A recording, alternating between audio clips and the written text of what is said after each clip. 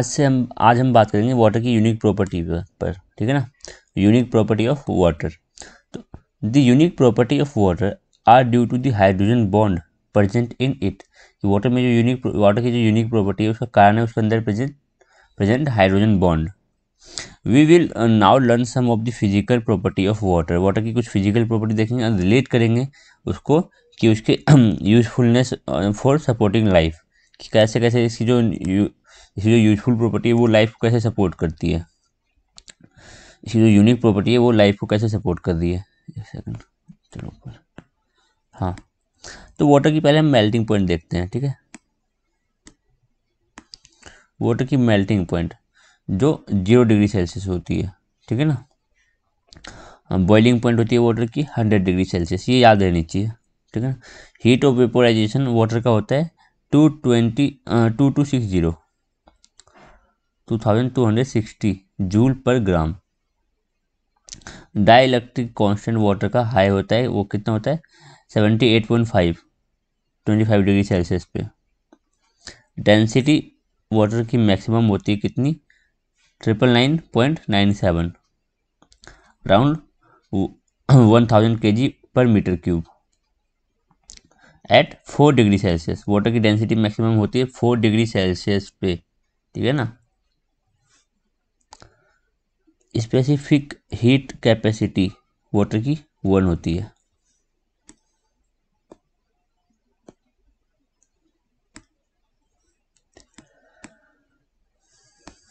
अब hydrogen bond present between water molecule can explain the unusual nature of many physical property listed in table 2.1.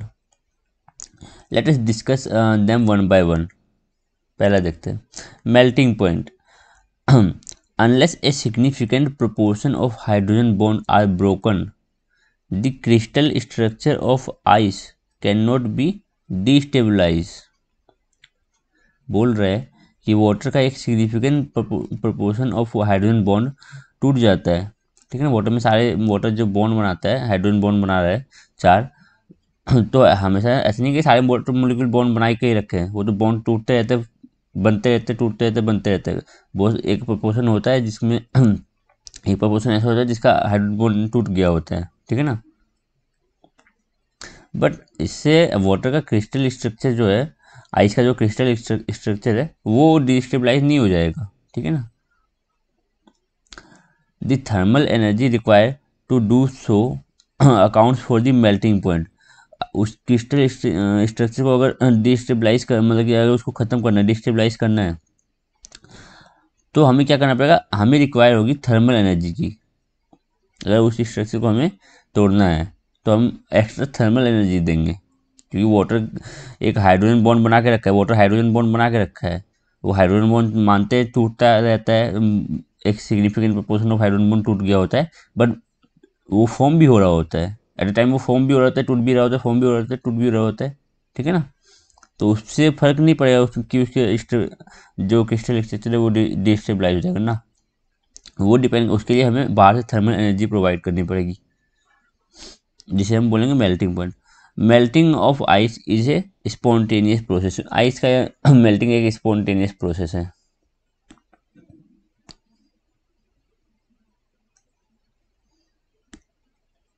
Water is expected to have a high boiling point.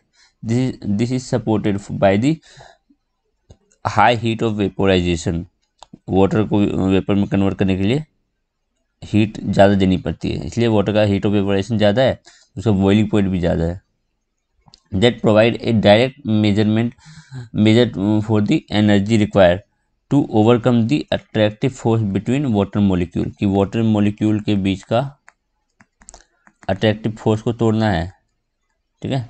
Water molecules के बीच का attractive force को तोड़ना, इसलिए आपको energy देनी पड़ेगी। इसको एनर्जी दोगे तो बॉन्ड टूटेगा और ये वेपराइज होके वेपर फॉर्म ले लेगा।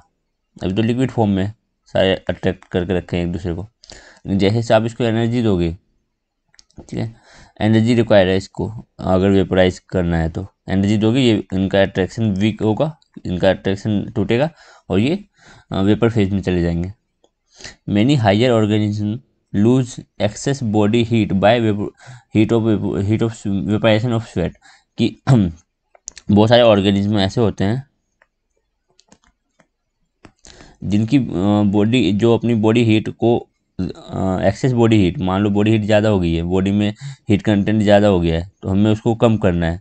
तो क्या करेंगे, वो बॉडी में प्रेजेंस वाटर को हीटअप करेंगे, और वाटर के बीच का बॉन्ड टूटेगा, उसमें हीट लगेगा, ठीक है, उसमें हीट लगेगा और वो वाटर एज ए स्वेट हमारा निकलेगा बाहर पसीने के रूप में। इवापोरेशन ऑफ स्वेट होगा, स्वेट को इवापोरेट करेगा हमारी बॉडी। जो पसीना आता है उसको इवापोरेट करेगा, पसीने में वाटर प्रेजेंट होगा, और उसको इवापोरेट करने के लिए हमें एनर्जी देनी पड़ेगी, और वो एनर्जी अच्छी खासी लगती है एनर्जी देने में, वाटर को इवापोरेशन करने में। तो हाँ, हीट कंटेंट हमारी बॉडी का घट जाएगा, ठीक है ना। और तो हमें वही करना था, हमारी एक्सेस हीट को कम करना था, लूज करना था हमारी एक्सेस हीट को। तो हम क्या क्या करेंगे, स्वेट का इवापोरेशन करने लग जाएंगे। स्वेट के इवापोरेशन करने में हमें एनर्जी देनी पड़ेगी, वही हमारी एक्सेस जो हीट है वो फिर कम हो जाएगी।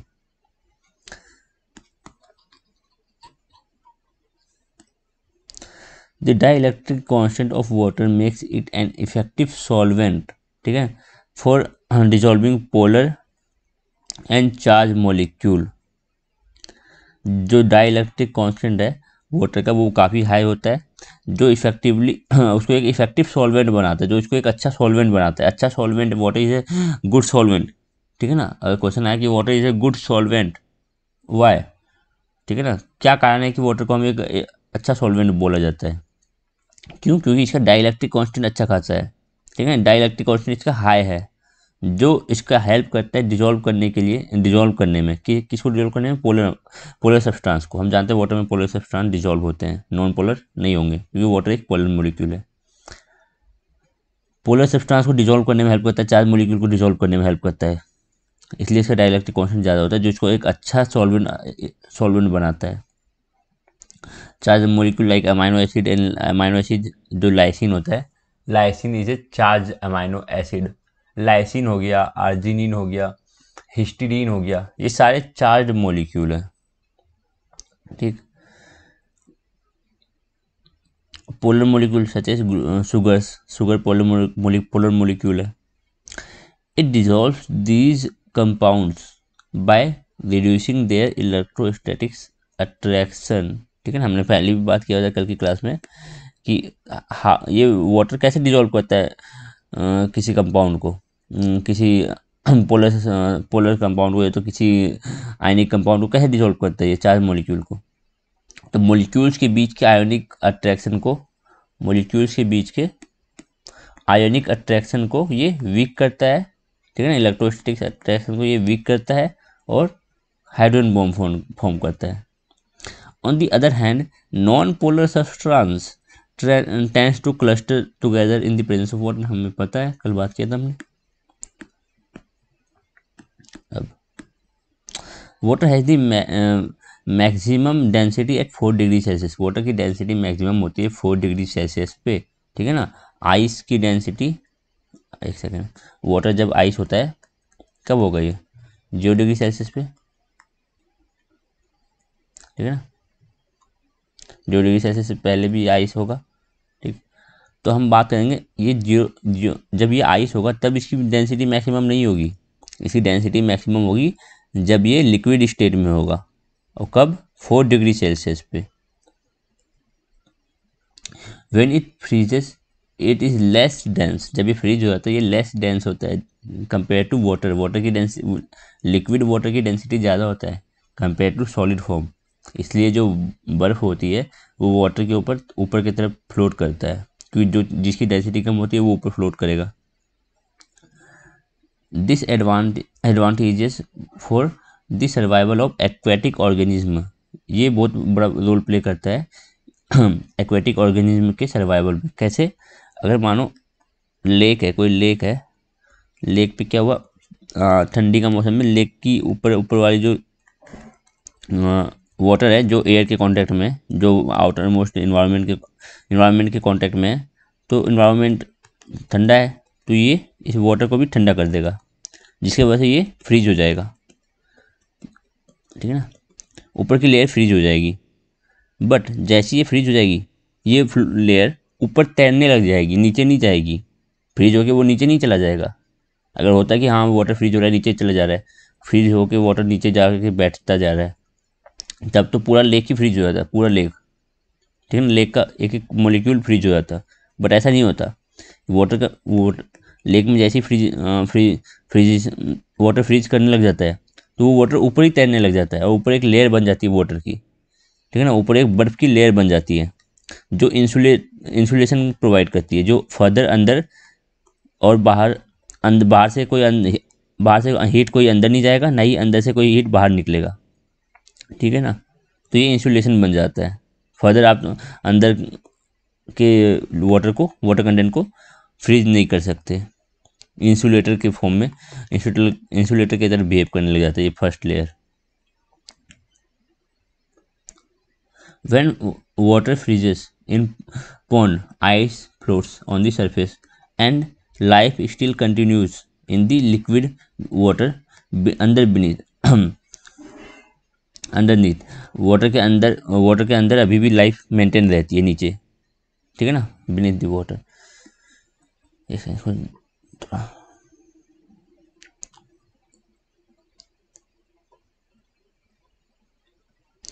अब हम बात करते हैं water is high specific heat of water. Water की स्पेसिफिक हीट हाई होती है। It needs to absorb 4.814। वैसे तो 4.184 देखने मिलेगा बहुत जगह, ज़्यादा जगह यही देखने मिलेगा। यहाँ थोड़ा सा मेरे को लगता है, ठीक है कोई बात नहीं, हम देख लेते हैं।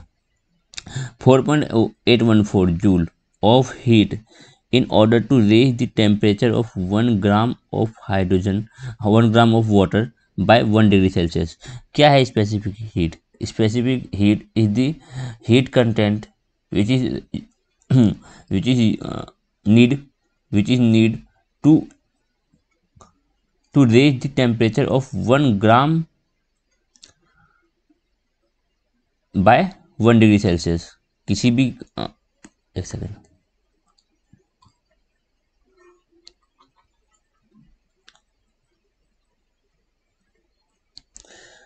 तो डिफाइन करता है हम स्पेसिफिक हीट ऑफ वाटर को। तो स्पेसिफिक हीट ऑफ वाटर क्या है, ठीक है ना, स्पेसिफिक हीट ऑफ वाटर क्या है, वो एनर्जी है। स्पेसिफिक हीट क्या है, एनर्जी है, द एनर्जी रिक्वायर, ठीक है ना, to raise the temperature of 1 gram water. 1 gram water को 1 डिग्री सेल्सियस से बढ़ाना है। 1 ग्राम वाटर का टेम्परेचर 1 डिग्री सेल्सियस से बढ़ाना है। मान लो हमारे पास 1 ग्राम वाटर है, 1 ग्राम हमने वाटर लिया, 1 ग्राम वाटर लिया, इसका इसका टेम्परेचर है, अभी मान लेते हैं हम रूम टेम्परेचर पे रखे हैं हम इसको, ठीक है ना, 25 डिग्री सेल्सियस, 25 डिग्री सेल्सियस है रूम टेम्परेचर पे हमने 1 ग्राम वाटर लिया। अब हमें क्या करना है ना, 1 ग्राम वाटर का टेम्परेचर 1 डिग्री सेल्सियस से बढ़ाना है, मतलब कि इसको 26 डिग्री सेल्सियस कर देना है। 25 से 26 करना है तो 1 डिग्री सेल्सियस से बढ़ गया ना। तो अगर हमें करना है 26 पे, 25 से 26 करना है, तो हमें क्या करना पड़ेगा, हमें उसको एनर्जी प्रोवाइड करनी पड़ेगी 4.814 जूल। हमें इतनी एनर्जी प्रोवाइड करनी पड़ेगी और ये बहुत ज़्यादा एनर्जी है, ये बहुत बड़ी एनर्जी है, ठीक है ना, ये छोटी एनर्जी नहीं है, बहुत ज़्यादा एनर्जी है ये। 4.814 जूल, इतनी एनर्जी हमें प्रोवाइड करनी पड़ेगी, तब ये जाके इतना 25 डिग्री सेल्सियस से 26 डिग्री सेल्सियस पे हो जाएगा। This is beneficial for organism to withstand temperature fluctuations, ठीक है। मान लो एक सेकेंड, पहले हमने शायद से बात कर रखा था इस चीज़ के ऊपर। कोई ऑर्गेनिज्म है, ठीक है, कोई ऑर्गेनिज्म है, बाहर का टेम्परेचर मान लो फ्लक्चुएट कर रहा है, तो वो ऑर्गेनिज्म को अफेक्ट करेगा, ठीक है ना, ऑर्गेनिज्म के टेम्परेचर को फ्लक्चुएट करने की कोशिश करेगा। तो बट इस ऑर्गेनिज्म के अंदर है वाटर, ठीक है ना। अगर इसका टेम्परेचर तुम्हें घटाना है, बढ़ाना है, कुछ करना है, तो मान लो ये वाटर का टेम्परेचर तुम्हें हाई करना है 25 डिग्री सेल्सियस है। अब बाहर का टेम्परेचर मान लो बहुत ज़्यादा हो गया, बाहर का टेम्परेचर हो गया 37 डिग्री सेल्सियस, बाहर बहुत गर्मी पड़ रही है, ठीक है। तो 25 डिग्री सेल्सियस से हम अब ये बढ़ेगा, ये ऑर्गेनिज्म को अफेक्ट करेगा, लेकिन ऑर्गेनिज्म में जो वाटर है, तो वाटर कंटेंट का हम जानते हैं वाटर परसेंटेज 70 to 75% होता है। 70% हम लगभग लेके चलते हैं। ऑर्गेनिज्म में 70% वाटर होता है, ठीक है, ज़्यादा तो वाटर ही होता है। तो वाटर पे ही बात कर रहे हैं हम कि वाटर को तुम अगर 1 डिग्री सेल्सियस से भी बढ़ाना चाहते हो ना, वाटर का टेम्परेचर 25 से 26 ही करना चाह रहे हो, वैसे तो ऑर्गेनिज्म का टेम्परेचर 37 एक सेकंड रुक जाओ, 37 डिग्री सेल्सियस हम लेके चलते हैं ऑर्गेनिज्म का। बाहर का टेम्परेचर हम लेके चलते हैं, रूम टेम्परेचर ले लेते हैं 25 डिग्री सेल्सियस, 25 डिग्री सेल्सियस, ठीक है। तो अगर ऑर्गेनिज्म के टेम्परेचर को बढ़ाना है या घटाना है तो लॉट ऑफ अमाउंट, बहुत ज़्यादा हीट लगेगा आपको, ठीक है ना। ये वाटर के हीट को अगर आपको फ्लक्चुएट करना है कि वाटर का हीट मान लो 37 डिग्री सेल्सियस से अगर आपको 36 भी करना है तो आपको बहुत ज़्यादा हीट निकालनी पड़ेगी, आपको लगभग इतनी हीट निकालनी पड़ेगी। अगर इसकी 37 से 38 करना है तो इतनी हीट देनी पड़ेगी, ठीक है। इसलिए ये इजीली बॉडी टेम्परेचर इसका फ्लक्चुएट नहीं करता, तो बॉडी टेम्परेचर मेंटेन रहता है वाटर मॉलिक्यूल के कारण। इसका वाटर मॉलिक्यूल को आप इजीली उसका टेम्परेचर चेंज नहीं कर सकते। Only 1 gram of water molecule का टेम्परेचर चेंज करने के लिए आपको इतना लग जाएगा। और बॉडी में हमारे बहुत वाटर होता है, 70% तो वाटर ही होता है। बॉडी वेट का 70% वाटर है, तो समझ लो कितना केजी वाटर है।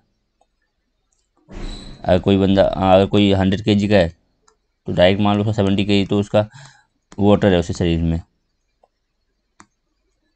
अब 70 kg ऑफ वाटर के टेम्परेचर को 1 डिग्री सेल्सियस से बढ़ाना, मानते हैं चलो 1 डिग्री सेल्सियस से बढ़ाना 70 kg ऑफ वाटर को, तो आपको कितनी एनर्जी प्रोवाइड करनी पड़ेगी?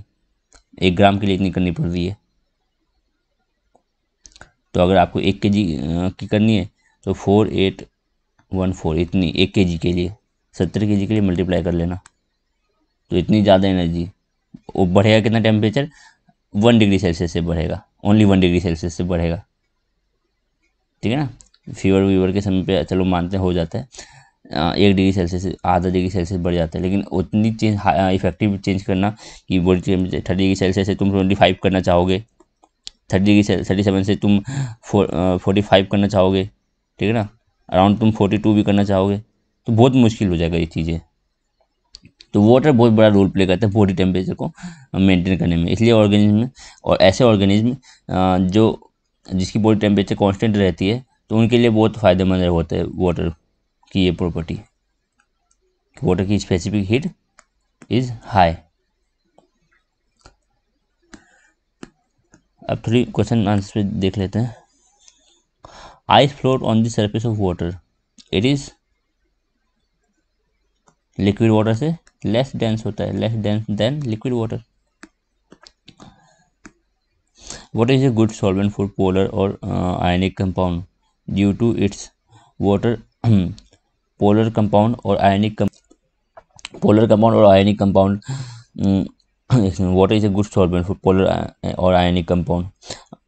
पोलर और आयनिक कंपाउंड के लिए अच्छा सॉल्वेंट होता है वाटर, क्यों? डाइलेक्ट्रिक कांस्टेंट की वजह से।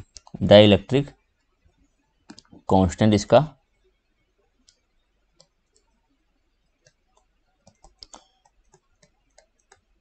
ज़्यादा होता है। 1 ग्राम ऑफ वाटर नीड्स इतना joule of heat to raise the temperature by 1 degree Celsius due to, ठीक है ना, specific high specific heat, due to its high specific heat. Unique property of water are due to, water की unique property किसकी वजह से होती है? Hydrogen bond.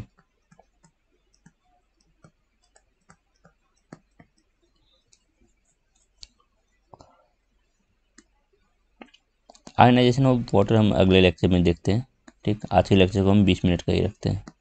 अगले लेक्चर में आयनाइजेशन ऑफ वाटर देखेंगे, फिर उसके अगले लेक्चर में हम पीएच पे बात करेंगे।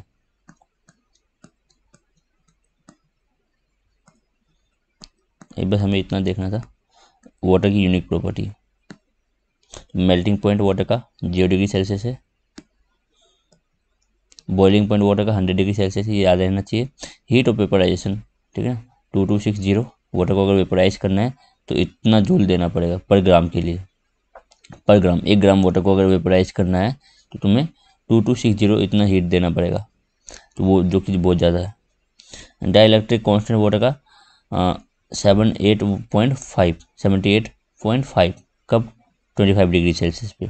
डाइलेक्ट्रिक कांस्टेंट वाटर का याद नहीं रखना ये चीज़ कि डाइलेक्ट्रिक कांस्टेंट इतना है, बस इतना याद रखना है वाटर की डाइलेक्ट्रिक कांस्टेंट ज़्यादा है, ठीक है ना, जिसकी वजह से वो आयनिक कंपाउंड को इजीली डिजोल्व कर पाता है, जिसकी वजह से वो अच्छा सॉल्वेंट हो जाता है। डेंसिटी वाटर की मैक्सिमम होती है, एक सेकेंड, डेंसिटी वाटर की मैक्सिमम कब होती है 40 डिग्री सेल्सियस पे, और कितनी होती है 99097, अराउंड 1 kg/m3, ठीक है। स्पेसिफिक हीट कैपेसिटी वाटर की होती है 1।